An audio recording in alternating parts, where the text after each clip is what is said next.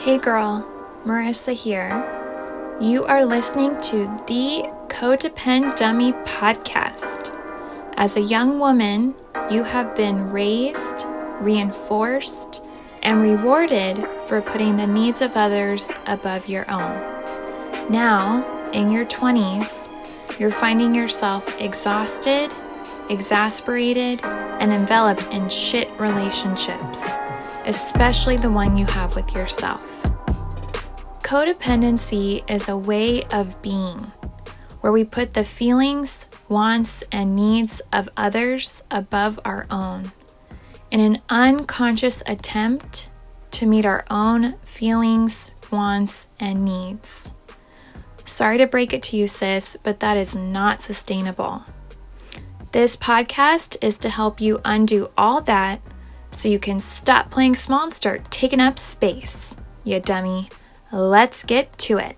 Hello, everyone, and welcome back to the Codependent Dummy podcast. Today, I am joined by Dr. Andrea Furlan, MD, PhD, and Associate Professor in the Department of Medicine at the University of Toronto, and Staff Physician and Senior Scientist at the Toronto Rehabilitation Institute.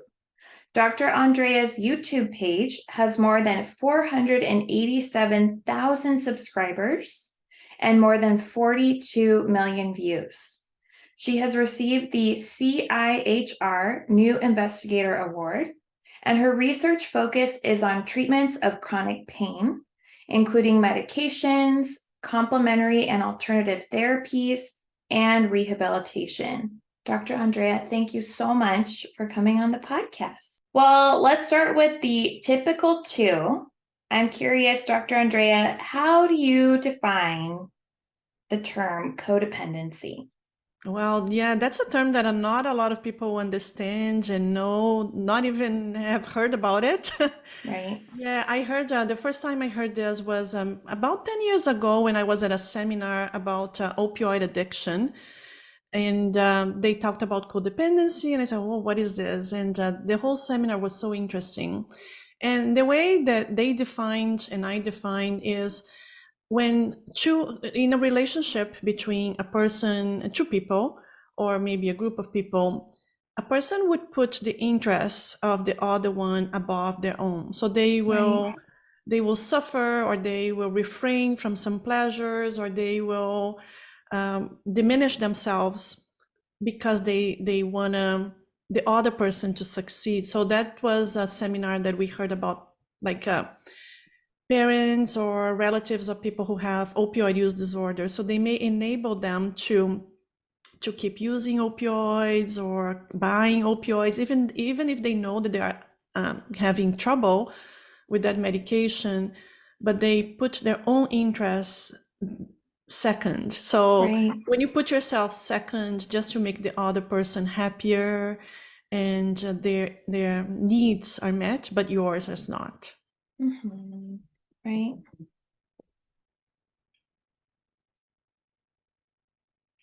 I'm curious so you learned about this and during the seminar, and was it a warning for what doctors have to be wary of with loved ones of opioid users? Did you learn how to potentially approach codependence? Yeah, other thoughts on that? Yeah, absolutely. So after that seminar, it opened my eyes to start seeing this in my own patients, because everybody that I treat has chronic pain. Mm-hmm. And in my population, sometimes they are codependent because they don't take care of themselves, and lifestyle is a big driver in the maintenance of chronic pain. Like, you don't exercise, you don't eat well, you don't sleep well. And then I started identifying codependency in my own patients and talking to them about it, helping them to identify that they have this problem, helping them to find counseling to, manage these things, because sometimes they don't even know they have been doing it's like they're normal. They don't know that something can be different. Right. And then I talk a lot about self-love, self-compassion to my own patients. You need to take care of yourself. You need to exercise, eat better, sleep, quit smoking, stop drinking alcohol. So all of those lifestyle changes, they make a big difference in people with chronic pain. But if they don't have time for themselves, they are always helping someone else. Could they're the caregivers of some, sometimes it's their parents, sometimes their children, sometimes their spouse or co-workers. And so I help them to identify, and giving a name. I think it's important, giving them a name, saying this is codependency. Oh, they say, okay. And then they start reading more, they start learning more and identifying, because I think the first step is identifying you have a problem, and then you can go and seek help, right? But if you are not going to seek help if you don't even know that you have the problem. Right. Okay. I definitely want to get into that more. Yeah, what you've observed working with your patients. But before that, I'm curious, Dr. Andrea, do you have a codependent experience or relationship from your own life that you can share with us? No, I think we all have. I think we Do. all have. It's so common, right? So it could be with my children, for example. I have a 21-year-old son and an 18-year-old daughter. And of course, many times I put themselves above me, and especially when they are small, especially when they are, babies and toddlers and children, you are going to sacrifice yourself for them. But it's natural, it's motherhood, and you know that this is expected and is natural. But then when they grow up and you continue doing that, you have to say, when do I stop doing this? When is that they transition to adult life? When is that now it's my time? And it's hard because we want to put them, first, but if this is sacrificing yourself, then you need to think about it. Am I doing the right thing for me and for them? Mm-hmm. And I also think that with some of my patients, we do have groups of physicians, healthcare professionals. I participating in a community of practice. These are healthcare professionals. We meet every week via Zoom, and we discuss cases of patients. And we are, like yesterday, we had a meeting, and we were about 70 people, all healthcare professionals, and we were discussing cases of patients with chronic pain. And we talk about this too. We talk about that sometimes we are working harder than our patients. Mm-hmm. And sometimes when a person is discussing a case that a case of a patient with chronic pain, the patient is not doing anything for themselves. They don't, they, they're not exercising, they're not taking the medicines properly. And then the physician or the nurse or the physiotherapist is working so hard Mm-hmm. to to help that person, but the person doesn't want help. And then so we talk about this too. Sometimes we are codependent with our patients. We are suffering because we want to be empathetic, and empathy is affects our brain.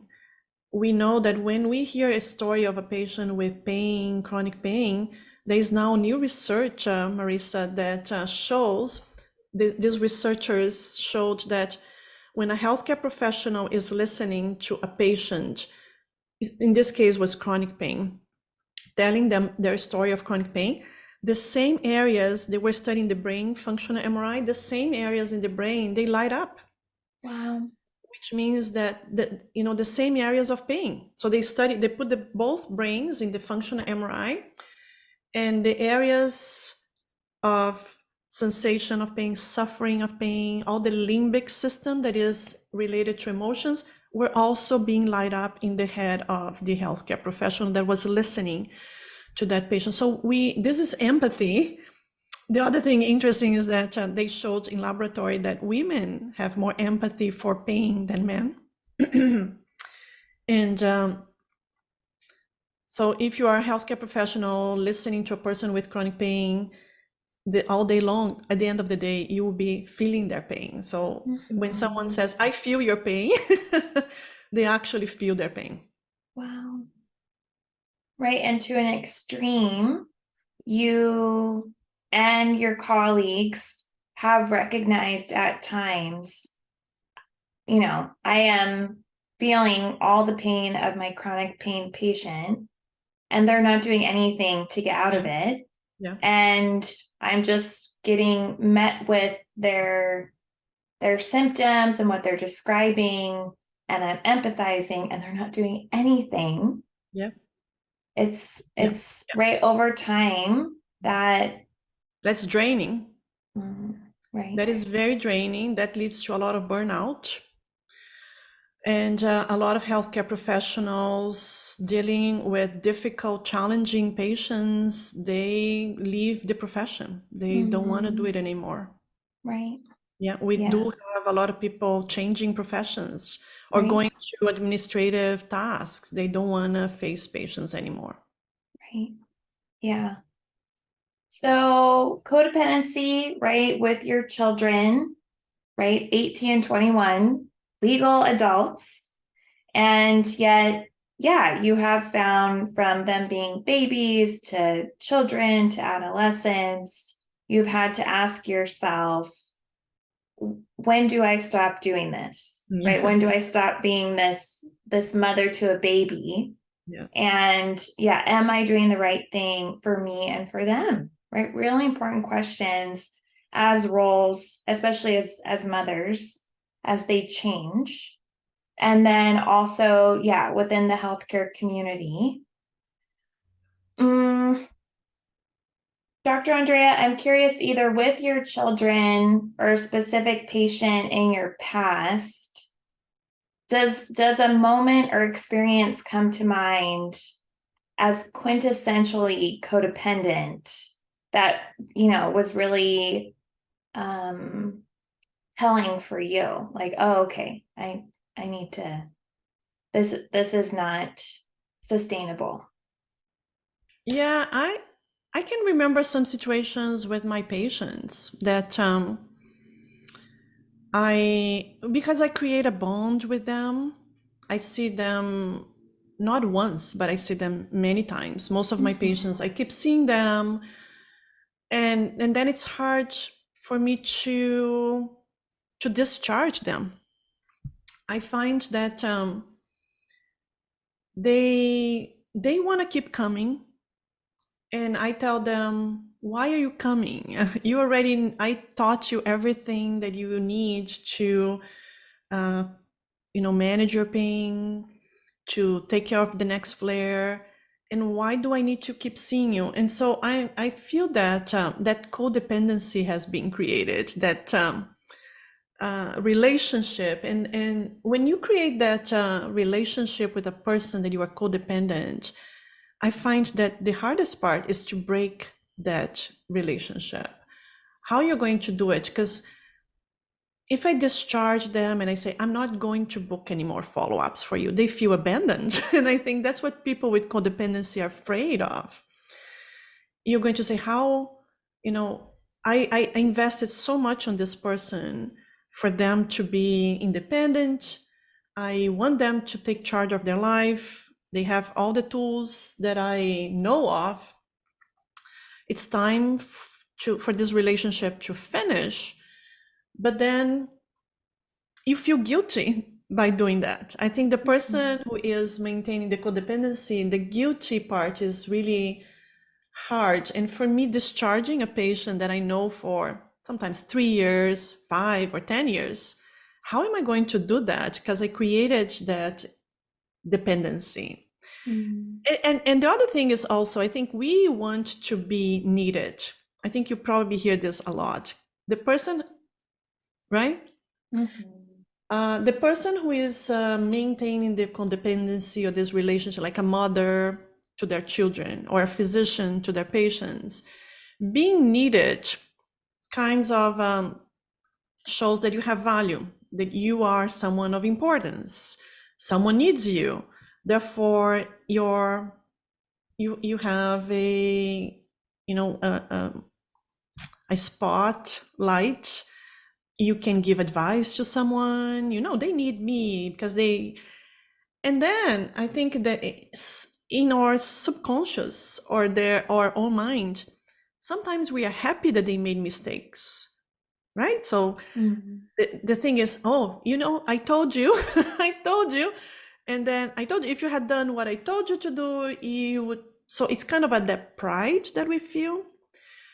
And I think this psychological, you probably understand this better than I do because I'm just a physician, but you are the specialist of the mind and emotions. Psychologically, that gives us a boost of dopamine probably in our brain. Dopamine is the neurotransmitter of the feeling good thing. You know, when you do something good and someone says, good job, you release that peak of dopamine in your brain, and we all need peaks of dopamine of our brain in our brain because that's the motivation for us.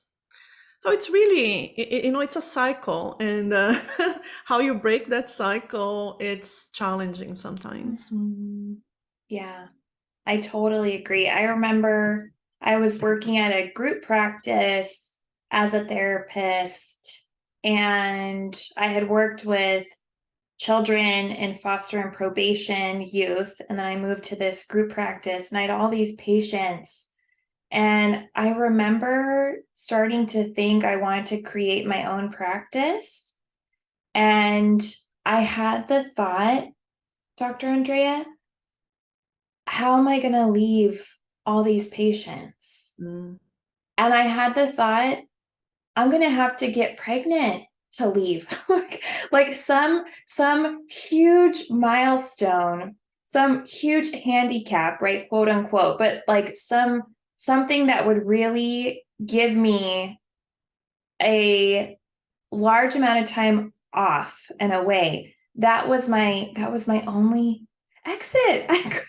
I couldn't just say, I'm thinking about starting my own practice. You can join me or stay, I'll help you find another therapist. That, I mean, obviously it eventually came to mind, but I remember that thought, I'm gonna have to get pregnant to leave these people. Yeah. You need a good excuse. Yeah, that was my exit strategy. So then it It's wasn't, external to me. It's not my yes, fault. It's my yes, boss told me to do this, or yeah. right. I got pregnant. Like, yeah, it couldn't be, I am making a choice that's best for myself and I'm leaving you. Yeah. I'm potentially leaving you. Yeah. So totally, totally relate. All right. Well, let's get into your expertise with chronic pain. And we'll start with, what is chronic pain? Hmm. So the definition by the International Association for the Study of Pain, they define that, you know, pain itself is an unpleasant physical and emotional sensation. And so pain is unpleasant. Pain has to be unpleasant because you need to do something about it. And it's a biological and emotional component because pain affects not only the body, but also strongly all the limbic system where the emotions are processed is connected. But chronic pain is that pain, is that sensation that lasts 3 months or more, and it's ongoing, constant, daily pain. So that's how it's defined, chronic pain, 3 months or more. And chronic pain is different from acute pain. So let me explain a little bit what's the difference because a lot of people don't understand. Mhm. So acute pain is that pain we all, 100% of the population will feel, except for some rare people that are born with an inability to feel pain. It's a genetic disease. They have some genetic mutations in the pain receptor, so they can't feel pain and they die in early age because they are in danger, they have diseases, and they die. But 100% of people have a toothache, a earache, a bruise, a fracture, or an inflammation, right? So we know what is pain. Now, this is it's a good thing to have pain because it protects you, and it has to be unpleasant. So then you go and seek care, because if it was not unpleasant, you would just feel it and do nothing about it. But I compare pain to an alarm system of a house. So you install an alarm system of your house because you want to protect the house. So you put sensors for smoke, fire, a burglar, a water leak in the basement, and you want it to make noise to wake you up in the middle of the night if there's a fire, right? So we have this pain system in our body. We have the receptors in the skin, in the organs, in our teeth. We have these sensors. They send messages to our spinal cord. In the spinal cord, there is a connection that sends then another connection to the brain. And then the brain will decide what to do with that information. So in the brain, a lot of things happen because the brain will have to give meaning. What is going on? Am I at danger or not? Right. And then the brain will decide, based on past memories and what is going on in the environment, what's coming from the vision, what you are hearing. So it will connect all sensations and say, do I send this person to the hospital, or this is just a sensation, but there is actually no danger?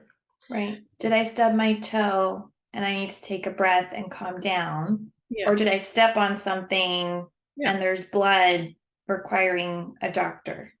Yeah. So for example, a child, when they get hurt, they cry, they come to mom puts a band-aid, kisses, and the pain immediately is resolved. So how come that the pain, just the moment that the mom puts a band-aid and kiss, the kid keep running again and they go play again? The biological pain continues, but the brain now says you're not in danger anymore. Your mom already took care, so you can go back and play. So you see how the brain can suppress the pain. Say, you don't need to be fit, because that bruise, whatever the kid had in that skin or the bruise, is still there, and it's going to be there for what, 2, 3 days, 7 days, but the pain only lasted maybe 10 minutes. So because the brain is able to suppress by releasing a lot of opioids. Amazing. So what the brain will do, the time that the mom kisses the boo-boo and say everything is all right, the brain releases a flush of endogenous opioids. They are called endorphins. And the child doesn't feel any pain anymore, right? So this is the alarm system of our house that is functioning okay. So, the alarm company will decide, do I send the ambulance, the fire truck, the police? They take care, they come, they tell, the fire is put up, so everything is okay. And then the alarm stops making noise, okay? Right. Now, chronic pain is a disease of the alarm system. So imagine now that the alarm system is deregulated, is malfunctioning. So that's chronic pain. So chronic pain means there's no more fire, there's no more burglar. The fire is resolved, your kitchen is renovated, but you are still hearing the noise of the alarm. The alarm is still making noise, constant noise, all the time. Not only that, Marissa, but the volume of the sound is turned up. We know that people with chronic pain, the volume, the intensity of what they feel pain is higher. So imagine, and that's what I tell my patient, I don't know how you do this, but it's almost like living in a house where the alarm is going off all the time and you're constantly, where's the fire? Where's the smoke? Where's the burglar? And you call the fire truck, the police, the ambulance, they come and they say, you must be going crazy because your house is not on fire. And you must be imagining this noise because nobody else can hear the noise. So these patients, they go from doctor to doctor to doctor. They come to me with 20 years of MRIs, CT scans, X-rays, blood tests. They repeat the blood test, the same blood test every 3 months because they don't believe that there is no problem. And then they received injections, surgeries, pills, drugs. Some of them come to me, you can imagine, They put all the bottles of medicines that they are taking on the top of the desk. And sometimes I cannot even fit all the bottles. Wow. And so they say, why am I still in pain if I'm doing everything right? So I explained to them what I just explained to you. You were trying, with all of these interventions, you were trying to find where's the fire and put up the fire that doesn't exist anymore. Because the Mm-hmm. problem is that we have to fix the alarm system.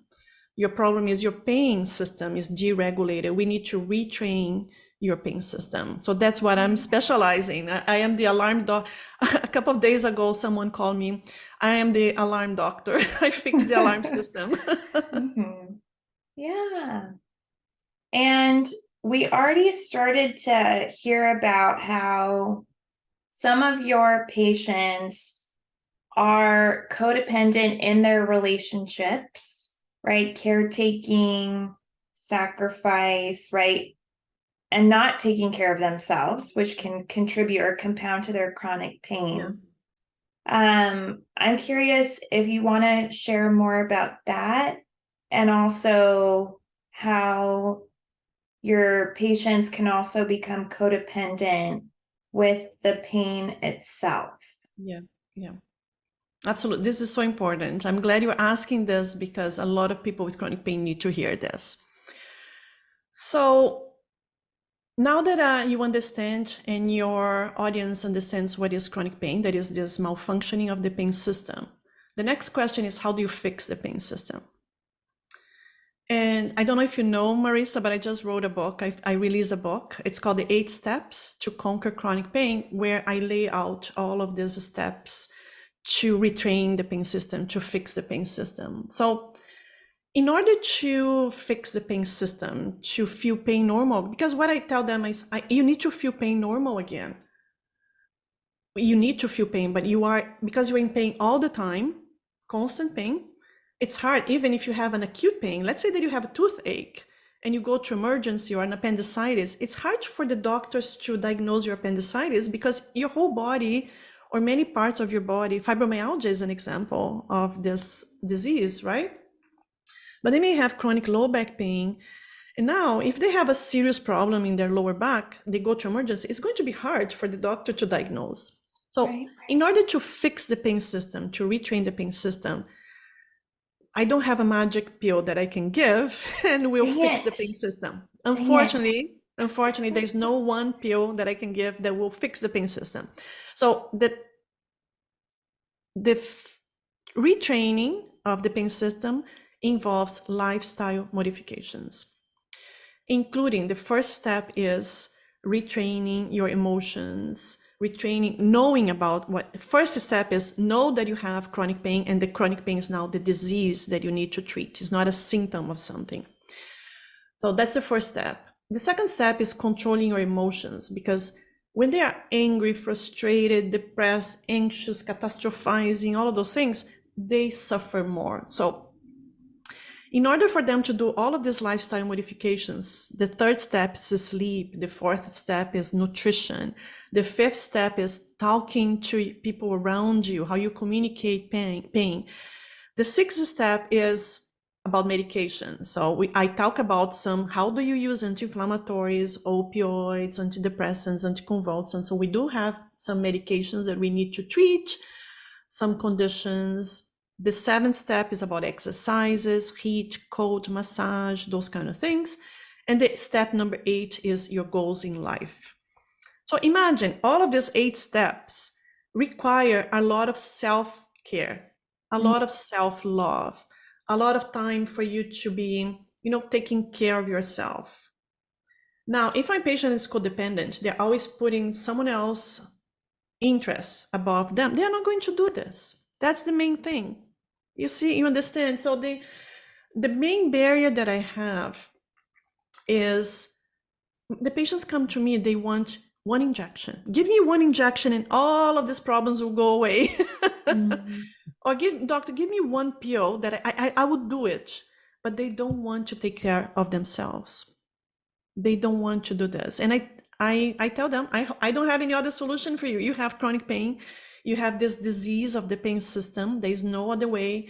You need to exercise. You need to go for a walk. But I don't have time because I have to take care of my parents, my children, my husband, my co-workers. I have to work. I said, so how are you going to fix the pain system if you don't have either, 15 minutes every day for yourself? No, they don't. Right. And what about those who become codependent with the pain itself? Okay. Yes. So the pain sometimes becomes their pet or becomes their identity or becomes their favorite topic or how they identify themselves with. So imagine someone that I have a lot of patients that they lost their career, they lost their dreams because of pain, they lost their profession, they become invisible. Like people don't invite them anymore to social gatherings because they're always in pain. They want to be left alone.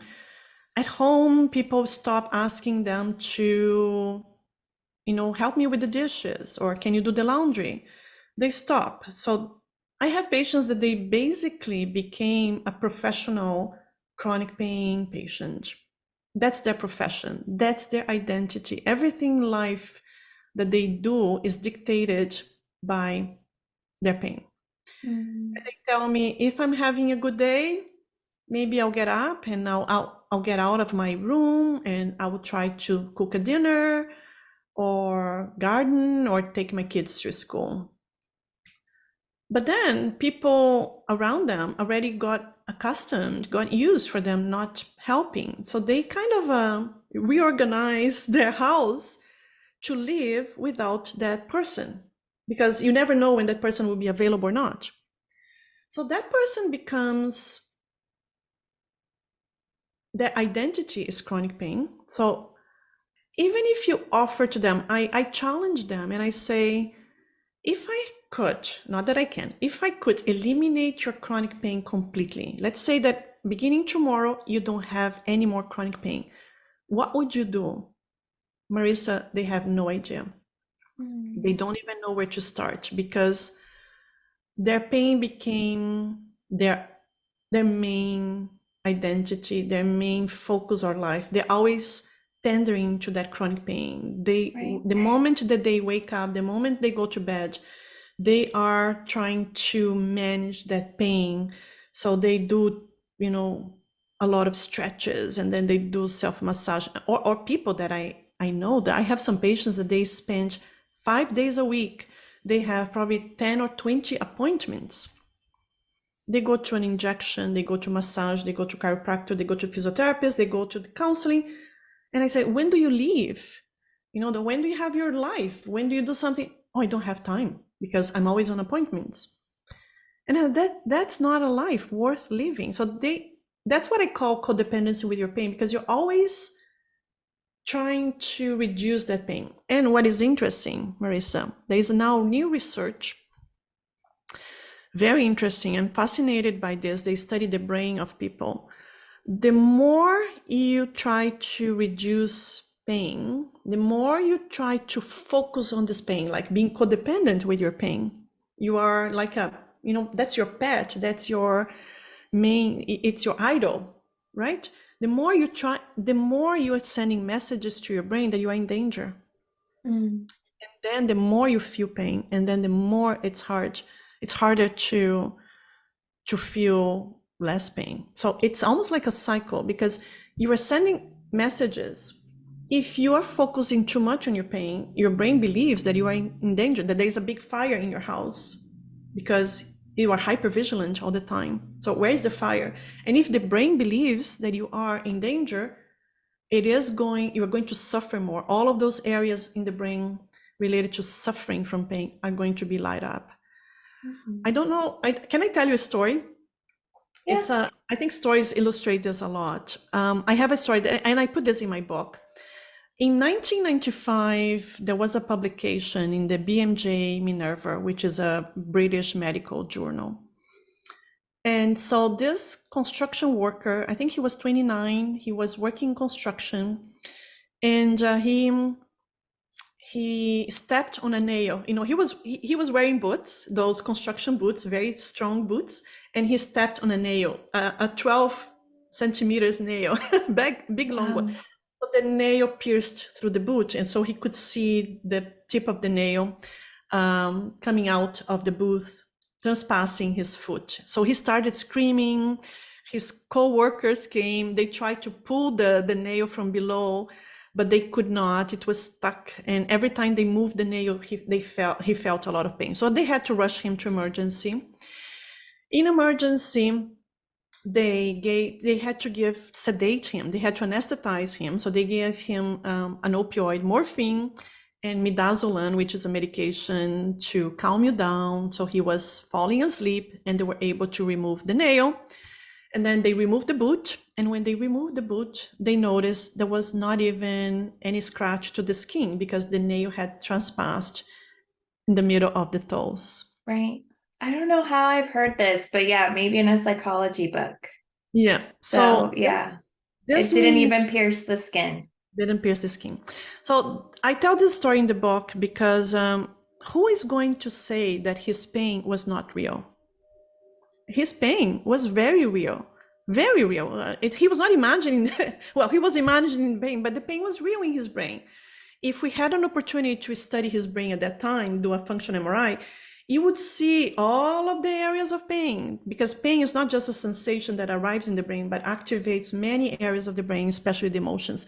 Because his eyes saw, his ears heard his colleagues desperate, the brain believed that he was in danger, therefore it fabricated that pain. And then I have a similar story. A couple of months ago, I was at church, and one of my colleagues there who plays the piano in the church, he was playing with one hand and the other hand was in a cast. So at the end, I asked him, I said, what happened to your hand? And he said, oh, Andrea, you have no idea. He's a construction worker and he was wearing gloves, and someone with a nail gun shot a nail and he had a nail transpassing his hand. So immediately I thought about this story of the other construction worker in the foot. So I immediately thought, oh, so what happened? Did you feel pain? He said, no, I did not feel any pain. He said, absolutely no pain. And I thought, was it through the fingers? He said, no, it was right in the middle of his hand. Wow. He showed me a picture of the x-ray. So the x-ray, so actually it came from here, so the top down. So the x-ray showed that it was in the middle of his bones and muscles and everything. And it was, he told me, Andrea, I absolutely felt no pain. Wow. So he went to emergency because they had to remove the nail and do some stitches. And I said, even when they were removed, he said, well, when they were pulling the nail, I felt a little bit of pain, but never. So you see, it's funny how the brain can increase the volume of pain or decrease completely the volume of pain. It all depends what is the meaning that your brain assigns to that event. So the treatment for chronic pain is very interesting because we need to retrain the pain system, telling the person, actually, your body is healed. You don't need to look for, what is wrong. And of course, Marissa, there are exceptions. I don't want to say that every chronic pain is like that.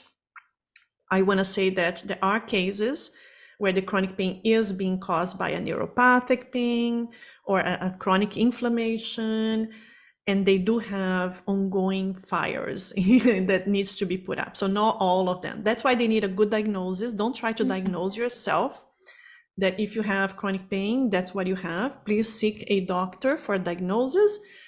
But once the doctor diagnoses you and they say, your shoulder is healed, there's nothing wrong, your low back is okay, you can use your low back or your knee or your neck or your head, everything is fine. This means that now it's the pain system that needs to be regulated. So they do need to see someone, a professional. Mm-hmm. Right. And how do you navigate when it is clear to you your patient's pain source has been addressed, they're continuing to share of ongoing pain symptoms, and it's very clear to you, okay, you're actually just codependent and we need to work on your self-care. Or yeah, you're codependent with your pain and over-identified with this as an identity. How do you approach that after maybe a couple months and nothing necessarily changes? Yeah, yeah. I do have a lot of patients who abandon me because they don't like to hear that. Mm, Yeah. yeah. I know they, once I explain that and I say, you know, I already did all the tests, I examine you and your lower back is fine. Even though if they show abnormalities in the MRIs, which we all have, it's impossible to do an MRI of an adult and not find anything. So, but I tell them that abnormality in the MRI, that disc, the problem is not explaining your pain. You have to fix your pain system. And then I tell them about the emotions, how your brain is, you know, increasing or decreasing the sensations. You need to, and the hardest message that I have, Marisa, is when I tell them you need to stop these medications because, especially opioids, because if we give opioids to someone who is having this malfunction of the pain system, the actual scientific name is called nociplastic pain. So I tell them if you're having this nociplastic pain, which is the pain system that is malfunctioning and you are codependent with your pain, opioids are not doing anything for this because opioids is good for an acute pain, for when there is an actual inflammation, an actual bone fracture, or if you're having surgery. Opioids are great for that, but if not, then don't use opioids because you can actually make the pain worse. So that's a hard message for them to hear because they have been on opioids for months or years. And sometimes they tell me, but that's the only thing that helped me.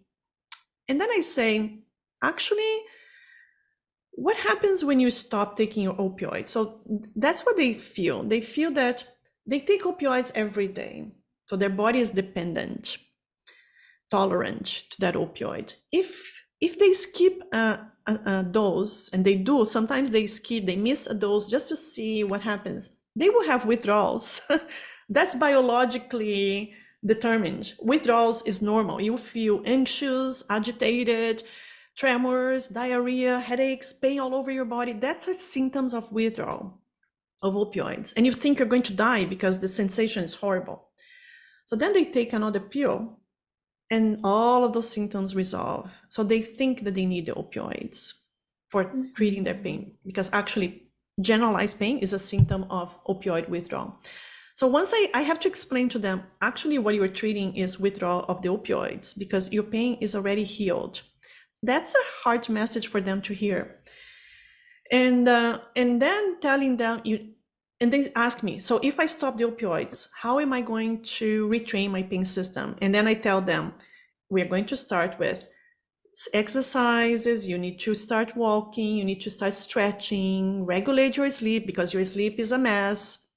Your diet is lacking a lot of important nutrients. You will have to read some books, watch some videos because you need to learn how to communicate your pain with your family, and you have to change your identity. Now, once your pain start getting better, you have to find a job, you have to find a hobby. And imagine, Marisa, they had been not working for 10 years, 20 years. They don't even know how to look for a job anymore. Their routine of waking up early, going to a work doesn't exist in their life. They go to bed whenever they want, they wake up whenever they want because their life is just tendering to that chronic pain. So it is a lot of lifestyle changes that I require from them. So it's a hard pill to swallow. So I do know a lot of people, when they hear me saying this, they abandon me and I never see them back. Mhm. It is a hard pill. And also, A theme on this podcast is developing this conscious awareness of I'm codependent, right? Maybe I've been codependent and that's led to chronic pain. We had an acupuncturist, and she's a doctor of Chinese medicine, and she talked about the connection between codependency leading to chronic disease. So yeah, so maybe I'm codependent, it's contributed to my development of chronic pain, and I'm sacrificing for everyone, and it's literally killing me. Yeah. Right? I'm in this life where I'm suffering, and here I am sitting with Dr. Andrea. I'm a patient of yours, and you're telling me all the changes I'm going to have to make, which sounds a lot like suffering. I'm going to suffer. This is going to be really hard.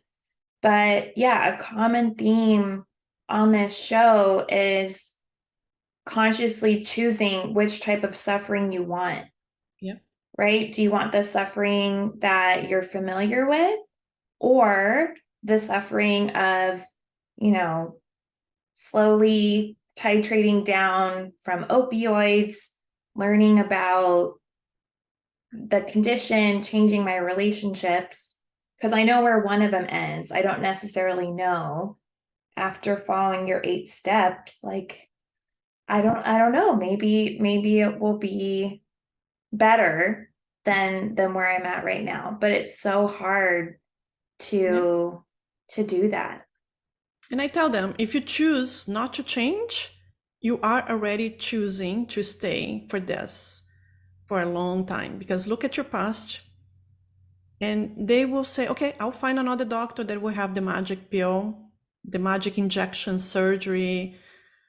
I say, okay, good luck. Let me know if you find someone, and teach me in the future if there was, because I also make mistakes. I probably made mistakes in my life. We all, we are not perfect all the time, but I do have a lot of patients in my 30 years of experience that conquered their chronic pain this way. So that's why that was my motivation to write the book. I have a testimonial in my book of, she was not my patient, but I interviewed her. And there are many patients who conquered their chronic pain by changing their lifestyle, by seeing pain differently, by taking charge of their own lives instead of trusting another doctor, another physiotherapist, another pill, another surgery. Once they take their own life and their pain in their hands and they start studying, they learn, they study, they talk to people. There are many groups, peer groups of people with chronic pain who have conquered their chronic pain. So I highly recommend them to connect with those groups. Don't join a group where everybody just complains about pain, they don't have solutions. There are lots of groups like that on the internet. Join a group, and in my book I have some resources at the end.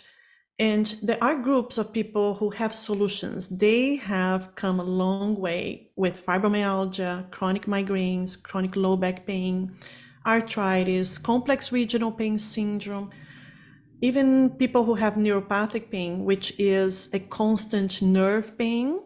It's possible to change some lifestyle and have a better quality of life. So I would like to leave a message of hope for people. If there's anyone here listening to this podcast and you have chronic pain, or you know someone who has chronic pain, I'd like to leave a message of hope.